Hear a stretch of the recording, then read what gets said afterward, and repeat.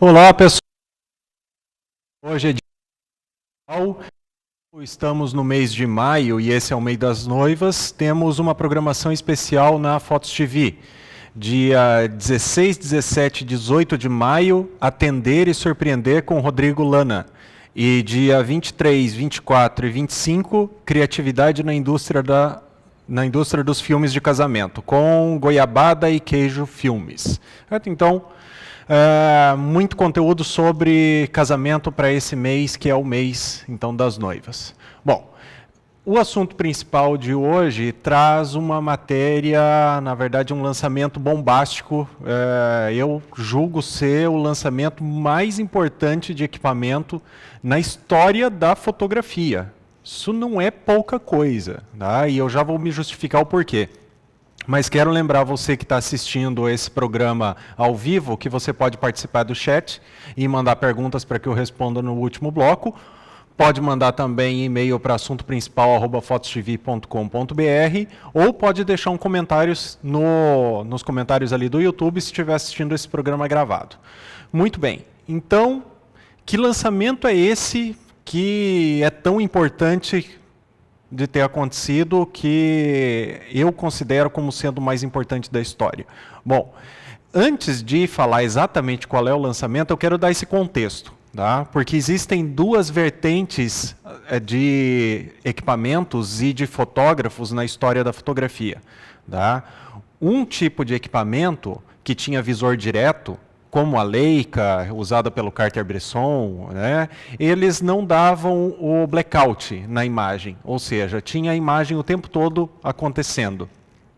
Enquanto isso, ela tinha erro de paralaxe. Então, o que você via pelo visor não era exatamente o que você estava fotografando. Alguns fotógrafos amavam esse sistema, outros odiavam. E o outro sistema que sempre dominou a fotografia foi o sistema reflex, SLR, e agora você chama isso de DSLR. Não tinha o erro de paralaxe, porque a imagem que vinha pela lente atingia tanto o visor quando você estava olhando pela câmera, quanto o filme ou o sensor, agora na era digital, quando você estava fotografando. Não tinha erro de paralaxe. Mas é uma coisa ou outra, você não consegue visualizar e fotografar ao mesmo tempo, porque a luz toma sempre o mesmo caminho. Então, você tem o obscurecimento da visão enquanto você estava fotografando. E alguns fotógrafos, por exemplo, citei o Carter, ele era um fotógrafo que gostava das câmeras de visor direto, justamente pela falta do escurecimento. Então, ele tinha a visão direta sempre do que ele estava fotografando, independente da situação da câmera. Para ele, isso era fundamental, porque ele dizia que se escurecesse o visor, ele perdia um momento da fotografia. Bom, então, quase aí 1,5 séculos de câmeras, né, comerciais, uma indo para cada lado, ou você tinha 100% da visão, né, em câmeras SLR, ou você tinha a visão o tempo todo, né? Nunca você tinha conseguido as duas coisas, que provavelmente era o sonho de todos os fotógrafos. Não até agora. Justamente esse é o lançamento e essa é a característica mais importante desse lançamento. A Sony lançou uma câmera mirrorless que consegue fazer fotografias sem erro de paralaxe, porque, obviamente, sendo uma mirrorless, ela manda uma imagem eletrônica para o visor. Então, não tem erro de paralaxe, cobre 100% da imagem, mas ela também não apaga a tela enquanto você está fazendo fotografias, tá? E, mais do que isso, ela não apaga a tela fazendo fotografias 20 quadros por segundo. Isso é muita coisa, gente. Vocês não fazem ideia do quão rápido isso é. Tanto que a câmera mais rápida até então, né, ali disputam Canon e Nikon com 13 fotos por segundo, daí a outra faz 14, daí a outra faz 15, mas tem que manter o espelho levantado, e daí obscurece 100% da imagem. Então é uma coisa razoavelmente restrita. Até porque eu, inclusive, digo isso daqui no livro, tá? O meu livro é a Tríade da Câmera Fotográfica, que até esse lançamento da Sony, a capacidade humana era sempre superior à capacidade das câmeras. Alguém pode dizer assim, não, mas a capacidade da câmera ela é super rápida. A questão é que um humano consegue ver até 24 frames por segundo. Se ele consegue ver até 24 frames por segundo e se dedica, vira um Bruce Lee da vida na fotografia, e se dedica a fazer foco manual, e estuda perfeitamente a cena e as situações, ele tem potencial, não estou dizendo que ele consegue, estou dizendo que ele tem potencial para ser mais rápido do que uma câmera. Atualmente a que fazia mais rápido fazia 14 fotos por segundo, então tem capacidade, certo? Tem potencial. Agora, finalmente, a Sony ultrapassa esse potencial porque ela consegue fazer a leitura do foco e a medição da luz em 60 frames por segundo. Isso é mais do que o dobro da capacidade humana. E é a primeira vez que um equipamento consegue tal coisa, certo? Então, é por isso que ele é tão revolucionário, é um marco histórico. Diria que um dos mais importantes dentro da fotografia, porque justamente ele conseguiu trazer o melhor dos dois mundos, dos dois tipos de equipamento, para um equipamento só. Então meio que não tem mais o que argumentar, não tem mais o que brigar a respeito disso. Ela é única e não estou recomendando e dizendo, essa câmera, esse modelo.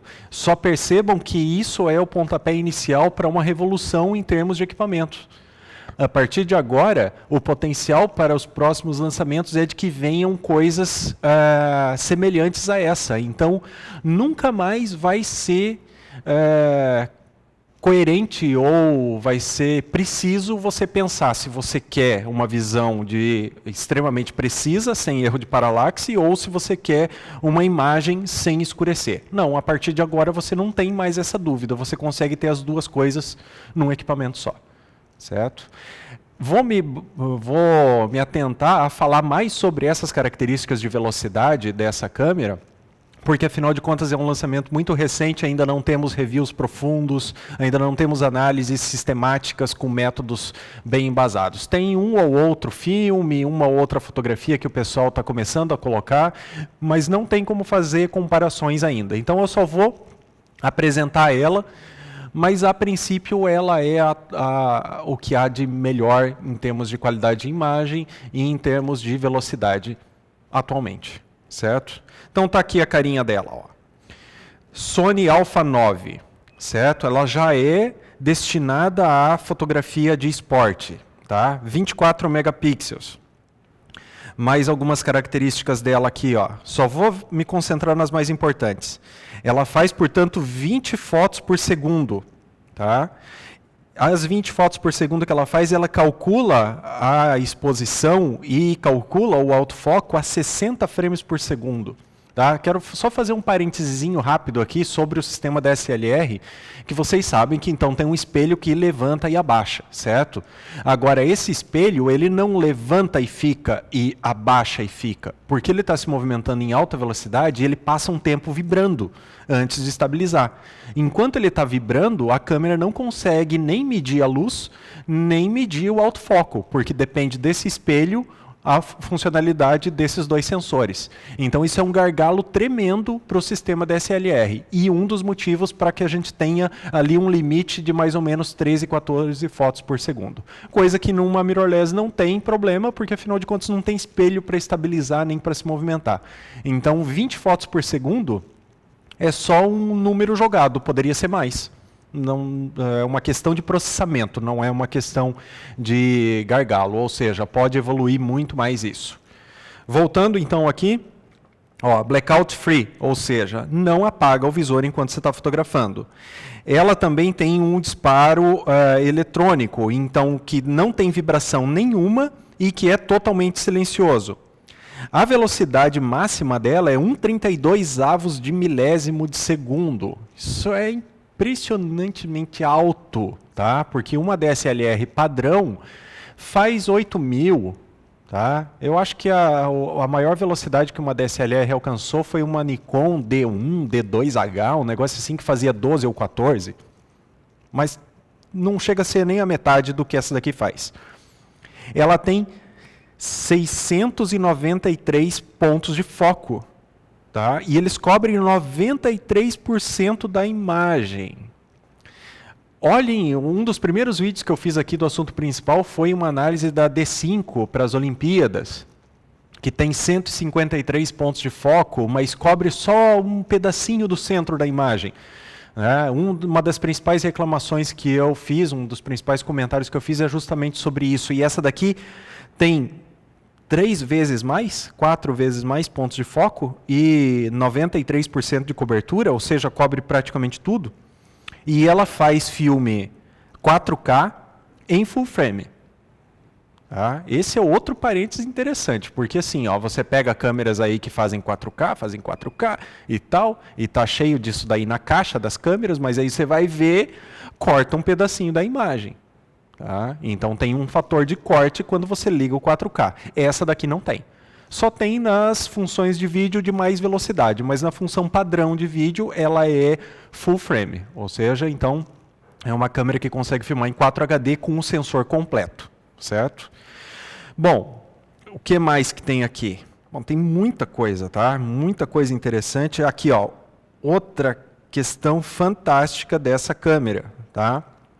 E que é uma coisa que eu insisto em falar para o tio Fuji, que é o fabricante que eu sigo e o fabricante que junto com a Sony agora dominam o mercado de mirrorless. Eu insisto em dizer, o tio Fuji deu um tiro no pé ao fazer um sistema de câmeras que não tem um sensor com estabilização de imagem. Ele colocou estabilização de imagem nas lentes. A Sony já reverteu essa situação, já tem estabilização de imagem nas câmeras com sensor APS e agora tem o sensor full frame estabilizado em 5 eixos. Tá? Isso é muita coisa. Meio que não tem como ser muito mais do que isso. E pasmem. Ah, vou até para a minha câmerazinha.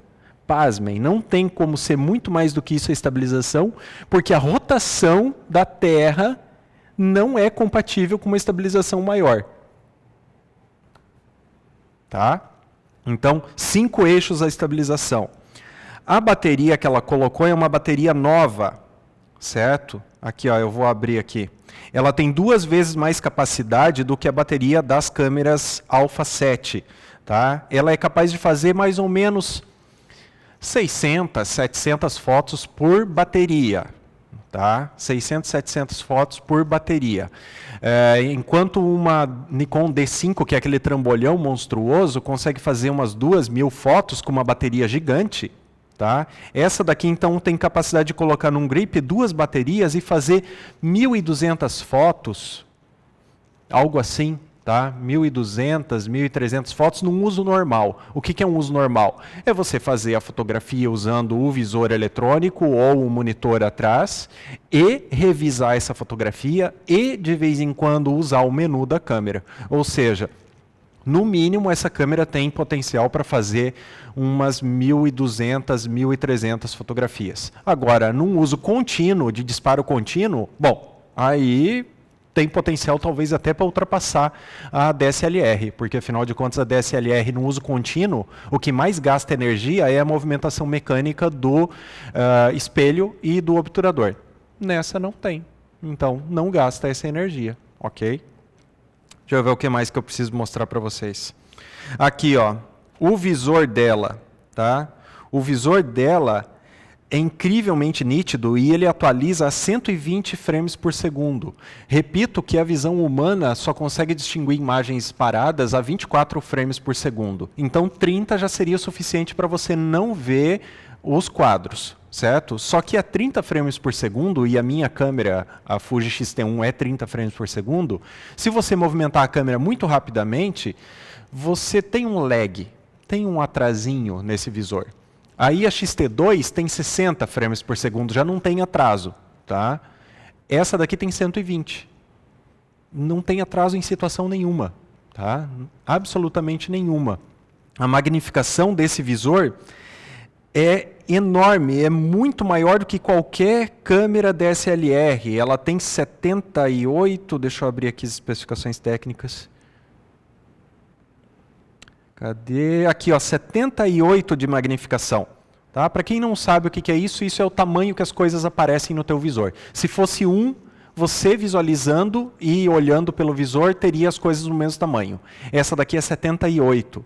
Ela diminui só um pouquinho, enquanto uma DSLR tipo a 1DS, 1DX Mark II, tem 71 ou 76. É muito número para eu lembrar, tá? Mas é menos que 78, obviamente. E ela tem uma cobertura de 100%, claro, porque é eletrônico. E aqui a resolução da tela dela é de 3.686.000 pontos. Tá? É mais do que suficiente para a visão humana não ver os pixels no visor. Certo? Então você vai olhar para um visor dessa câmera e você vai ter a sensação de que tem uma visão direta, como numa DSLR, só que com a vantagem de todas as configurações que você coloca já aparecerem em tempo real. Certo? Bom, tem um outro material aqui que eu trouxe para vocês que mostra essa... Deixa eu abrir aqui, que mostra as diferenças e tem uma explicação muito boa de como que funciona esse sensor. Tá? Então, o sensor dessa câmera é do tipo stacked. Stacked quer dizer que ele é empilhado. Tá? Não sei se esse termo é muito legal, mas ok. O fato é que não é a primeira vez que uma câmera tem isso. Outras câmeras da Sony, alguns celulares até têm isso, mas é a primeira vez que uma câmera com sensor full frame tem isso. O que é esse sistema? Bom, olha aqui essa figurinha. Ó. Tá? Nessa figurinha mostra aqui na posição 1 o sensor. Na posição 2, você tem uma memória interna. Tá? É como se fosse um buffer interno. Logo depois do sensor, antes do processamento da câmera, existe uma memória que grava parte dessas informações. E um circuito de alta velocidade transmite essas informações, tanto gravadas quanto em tempo real, ou seja, ao mesmo tempo, para o processador, que é super potente. Certo? Então, por isso que ela consegue fazer essa velocidade estúpida. Tá? Uma velocidade estúpida. 20 fotos por segundo. 20 fotos por segundo, fazendo em RAW, 24 megapixels, e ela tem um buffer para 200 fotografias em RAW, antes de começar a gravar no cartão de memória. Isso não é pouco, tá? Não é pouco. Aqui outra questão muito importante dela, ó. Ela continua sendo uma câmera de sensor rolling shooter, tá? Ela não é global shooter, mas você não tem a distorção do espaço-tempo como tem em outras câmeras por causa da leitura, certo? Nessa daqui do lado, ó, na primeira fotografia aqui, percebam como o taco ali do golfista está deformado, porque se movimenta em alta velocidade e a varredura do sensor é mais lenta do que essa velocidade, então deforma. Essa câmera Alpha 9, apesar de ela não ser global shooter, ela é rolling shooter, ela é tão rápida que ela consegue não deformar, certo? Então você pode usar o obturador eletrônico dela sem medo, tá? Não precisa se preocupar com isso, mesmo que o objeto esteja extremamente rápido, não vai deformar, ok? Deixa eu ver o que mais que tem aqui. Olha aqui os pontos de foco dela. Tá? Isso é fantástico. Tá? Esses são os pontos de foco por detecção de fase. Lembrando que uma câmera desse tipo tem os dois sistemas, tanto a detecção de fase quanto o foco por contraste.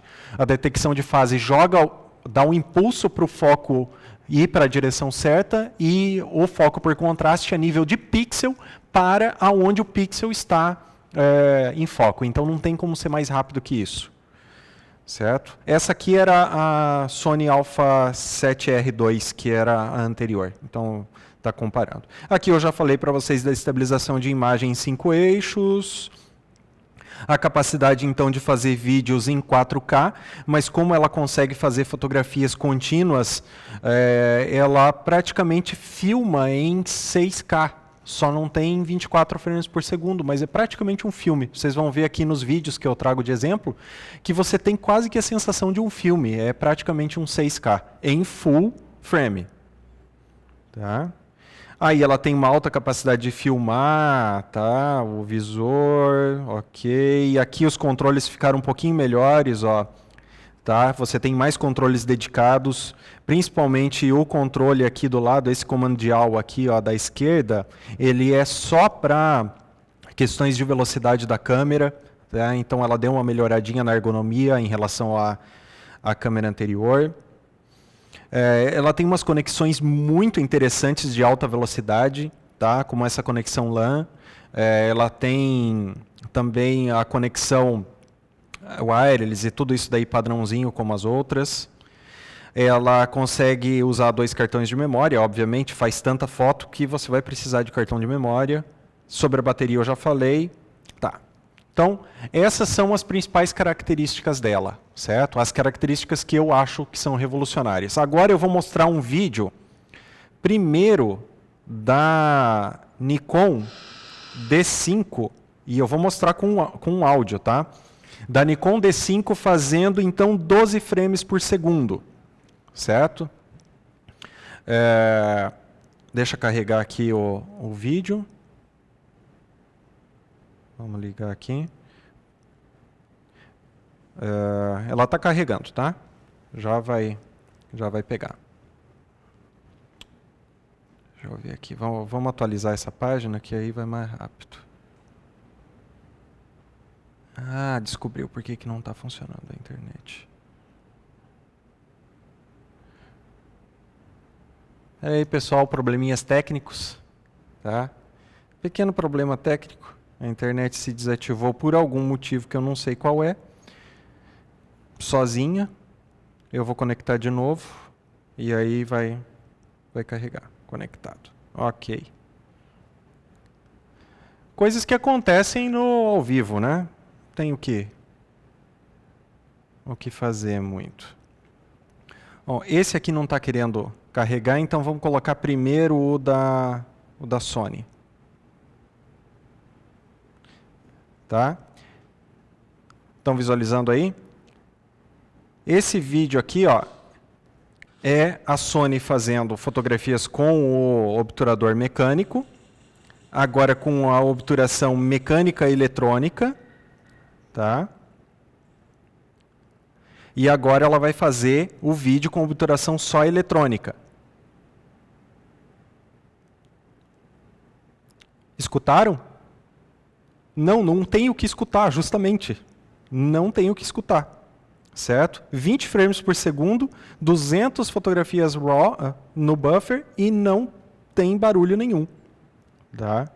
E olha só, não apaga o visor. Percebeu que não apaga o visor? Você tem um leve flick ali, ó, mas isso é porque está gravando a tela. É como se você estivesse gravando a tela da TV da tua casa, vai acontecer isso. Certo? Ainda o cara é sarcástico ali, pergunta assim, alguma dúvida? Tá, vamos ver se esse da Nikon aqui volta a funcionar. Tá, agora está carregando. Esse vídeo, então, mostra o que você tinha até hoje.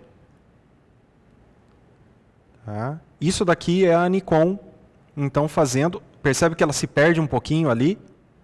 Tá? Ela se perdeu um pouquinho ali, num assunto mais próximo, fazendo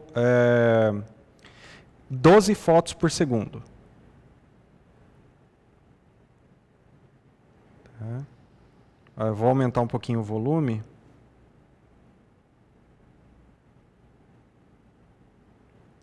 Eu acho que aí para você está saindo o volume alto. Tá? Essa metralhadora, essa britadeira, é por causa do espelho subindo e descendo. Tá? Estupidamente rápido, causa um monte de vibração na imagem e leva tempo para acontecer. Tá? Outro vídeo que eu quero mostrar para vocês é esse aqui, ó. Ela fazendo então as fotografias a 20 frames por segundo sem apagar a tela. Tá? E agora o playback dessas fotografias, ó. Perceba que é quase um vídeo de tão rápida que ela é. Tá? Em toda essa sequência, apesar do cara estar correndo ali, você não tem uma perda, não tem nada que faça a câmera se distrair em termos de foco. Ela continua com o foco cravadíssimo, tá? E uma questão muito importante, como ela consegue ter a cobertura de 100% da visão, até o último momento que o cara está ali em cima pulando, a câmera está com o foco cravado nele, tá? E agora o vídeo mais impressionante de todos que eu vi até agora, tá? Esse aqui eu vou até colocar em Full HD e vou colocar aqui grande. Olha que impressionante esse vídeo. Se você acha que uma pessoa correndo ela é lenta, né? Perceba esse vídeo aqui, o quão rápido essa câmera consegue atualizar o foco e consegue acompanhar então a 20 frames por segundo. Parece até que o cara está filmando. Vou colocar de novo, tá? Parece até que o cara está filmando, mas ele não está filmando, ele está fotografando a 20 frames por segundo. No caso aqui, eu tenho essa imagem colocada em Full HD, tá? Porque está dentro ali da internet, certo? Mas o cara filmou a 24 megapixels. Se fotografou em RAW ou JPG não faz muita diferença para o buffer dessa câmera. O caso é que, fenomenal, certo? Não tem mais o que dizer a respeito disso, certo? Então, sim, a câmera, do meu ponto de vista, a câmera mais revolucionária da história da fotografia até então. E, para terminar, falando sobre ainda lançamentos de câmeras e coisas assim, eu quero só dar uma pincelada, tá? A Canon tem rumores de que ela tá para lançar a substituta da 6D, 6D Mark II, por acaso, tá? Já agora para os próximos dias. Obviamente uma câmera de muito inferior em termos de categoria, né, que é essa Alpha 9, mas eu vejo que qualquer lançamento depois dessa câmera vai ficar um pouquinho obscurecido, porque você começa sempre agora a comparar os próximos lançamentos com essa, certo? Então essa é a base agora do que a gente tem de melhor.